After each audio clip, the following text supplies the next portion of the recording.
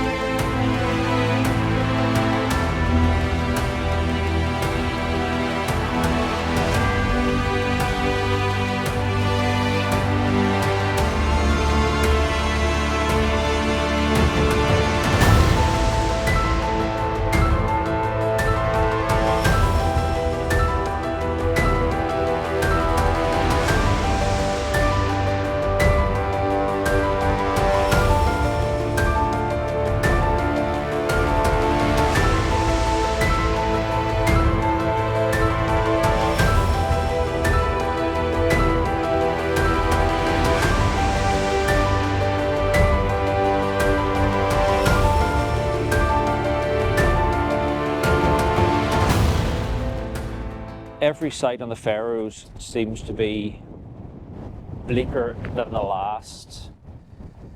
However, we are at a LORAN station. This was a long-range navigation radio station. It was set up at the request of the Americans. I think it was in about 1942, 1943. This was to aid navigation across the North Atlantic. There was a corresponding station. They operated in a series of 3. There was a corresponding station in Iceland. There was one here in the Faroes, and there was a 3rd station in Scotland. So, yeah, this is rather bleak. The story of this station goes, it was constructed during the Second World War, as I said, but in the late 60s there was an earthquake apparently in the area which led to some damage. This station was equipped with 4 antennas to start with. Two antennas on either side of the building, and we can see, I'll put up on the screen now, we have a 1940s aerial photograph of the station showing those 4 antennas in grand Faroese style. That scenery is just stunning. So the site was split up, as most of these sites are, into 2 parts. We had the technical building up the top. This would have housed the transmitters and the synchronization equipment. We'll get a little bit onto how LORAN worked later on. And then we had the domestic building sitting just down the bottom there. And as I say, we had these 4 antennas, of which there were four of these. Oh no, that's not one. Here they are. That I think was a guy rope, but here we have one of the antenna bases.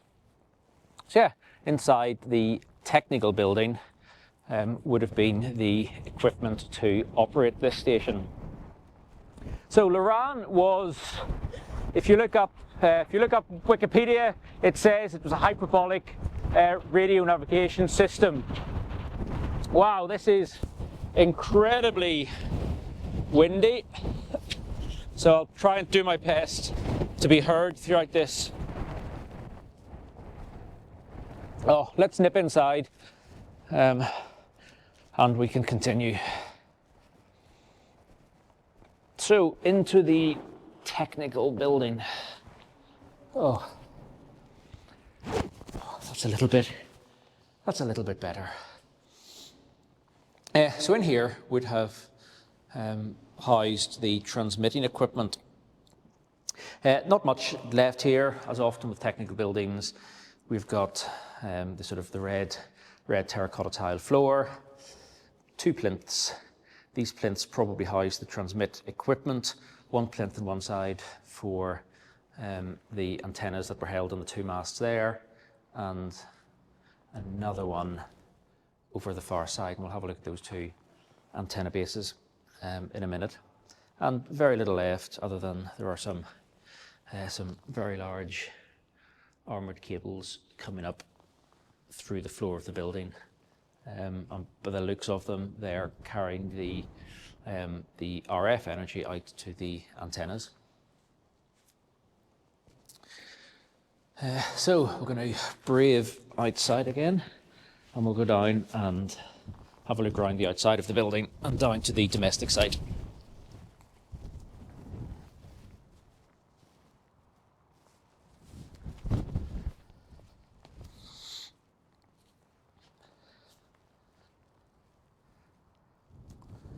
So it's over here where we have two more of the mast bases. There are a number of concrete blocks with eyelets in them. They, I imagine, would have been for adding tension to the wires or acting as stays for the mast or for the antennas themselves. Bit of detritus here. Looks like this has been scraped off the floor from inside. We've got more terracotta red blocks. Some asbestos sheet. The walls may have been asbestos lined, as a lot of buildings of that era were. Right, we'll have a wander down to the domestic site, well, the domestic block, I should say. That's just in front of us. You may notice in the distance there's a large two-storey building with some other little ancillary buildings. So after this site was effectively evacuated in the late 60s because of that collapse, they constructed a new site, which is in operation until 1977, I believe. And then this entire LORAN station was closed, and it was moved over to near Ide, or the island of Ide, just off the mainland. Sheep very wisely sheltering. So the area where the sheep is looks like it was for a tank of some sort, probably a fuel tank. We can see. Sorry, I'm just going to quickly need to give you a wipe. Yeah, we can see there where the tank would have sat. There may also have been two tanks in here, or they may indeed have been for water. The site at that stage, when it was constructed in the Second World War, I don't think the site would have had any mains facilities with it, so there would have been no water, no electricity, which would have had to be generated on site, and no sewage like many of the others. Here, all the windows, it's currently used as a shearing shed, I think, for raising lambs. See just a pipework handrail along the path running down between the two sites.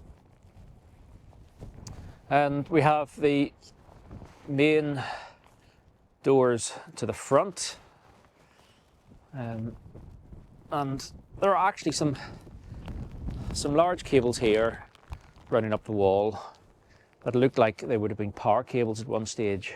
Whether the power was being generated inside this building and piped out, or whether it was generated elsewhere, but I haven't yet seen signs of where else it would be generated.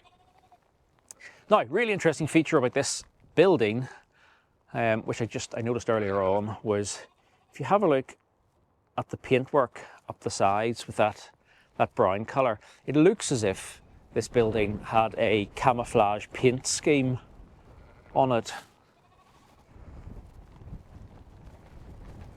And that's evident in a number of places where it transitions from that plain concrete to the paintwork. Yeah, very interesting. I'm not sure. I don't think the black and white image I have is high enough resolution to pick that out. Yeah, so we have the domestic building. Now we can get inside it if we just squeeze through the hole for the sheep. And we can see there's not much left. There are steel beams supporting the roof up here. Sorry, I'm going to need to give another wipe. But we can see the paintwork we can see this green lower level and then the yellow upper. Polystyrene's been stuck to the wall here. That looks very much like a later addition. Certainly polystyrene wasn't around when it was in use. Yeah, I'm not going to venture too much further. It is very dark and the floor is just suspended on I'm not sure what. So yeah, inside that domestic building, or ancillary building at least. Right, so if I squeeze myself back up, I'm going to have a wander over here because there's something, I think there's something very special to see. So I will join you when we get over the other side. So we're now down at the other side of the site, and this is where the other two masts would have been, one here and one just in front of us. And we have a look, they are the standard wooden tower bases, two pieces of angle iron that then would have clamped the wooden legs of the mast in it. But also on this side of the site, something caught my eye, and I'm not sure whether you can see it. Right, let me clear. And it's this circular structure. So I walked over to this earlier, and I already had some ideas what I thought it might be based on what I've seen at another site. I think it was actually the Dunnet Head site in Scotland. And then down here we have another structure which may be associated with it. So here's my train of thought. These sites constructed, this site in particular, slightly later in the British occupation of the Faroe Islands, so there was less rush to get it done. This was a navigation site. It wasn't necessarily defensive. We still had our 4 radar sites, and we still had the navy in the harbour and the airfield and so on defending the site. So a little bit more time could be taken, a little bit more resources, or a few more resources could be put into this. But we have this circular structure, because remember, the world was still at war in this 1942 period, so we still needed defences. And I'll put up a picture of some of the anti-aircraft pits around that Dunnet Head site, and that was a G navigation site, GEE.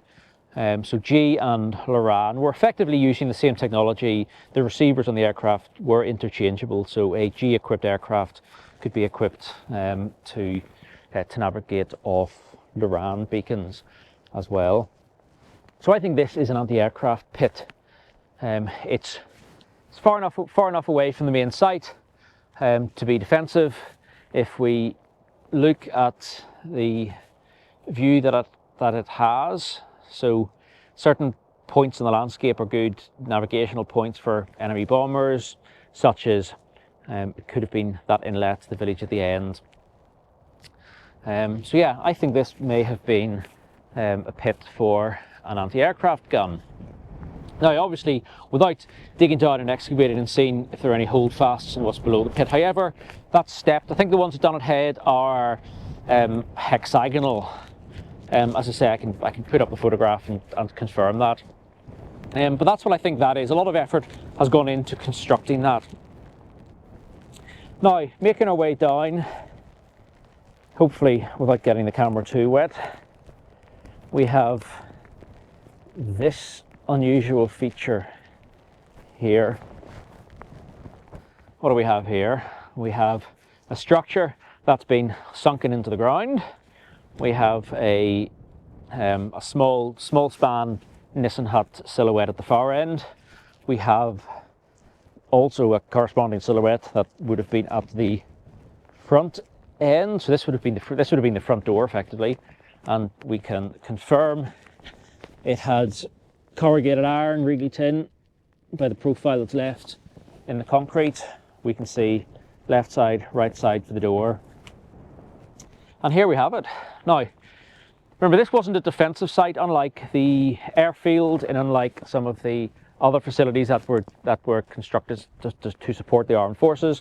They would have had magazines, they would have had armories and so on to support troops fighting.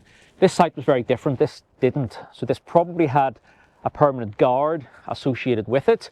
We're probably only talking 4, 6, maybe 8 men on guard up here. So I think this little structure down here, obviously built with great economy. They've used a Nissen hut, it's fast to put up.